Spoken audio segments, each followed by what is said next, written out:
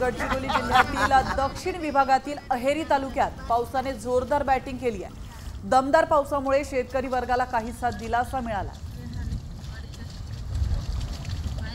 गडचिरोली जिल्ह्यामध्ये कालपासून मुसळधार पावसाने मुसळणी मारलेली आहे।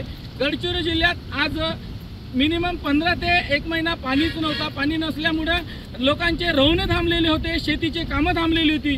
मात्र काल पाणी पडल्यामुळे आज आपण शेतामध्ये पाहू शकता कशा पद्धतीने पाणी साचलेलं आहे आणि आज रवण्याचे कामं चालू आहेत। आपण बघू शकता शेतकरी वर्ग महिला वर्ग या ठिकाणी रवणा करत आहेत। तरी आपण आज इकडून माहिती घेऊ की या महिला ज्या आहेत त्या कशा पद्धतीने इथं शेतामध्ये काम करत आहेत आणि शेतात त्यांचं अन्न पिकणार आहे।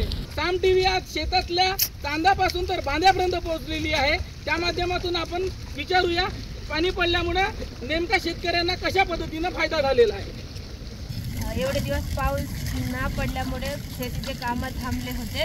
कालपासून पाऊस पडल्यामुळे नाही का शेतीचे कामं चालू झालेत। पाऊस पडल्यामुळे शेतकरी लोकांना खूप फायदा झाला।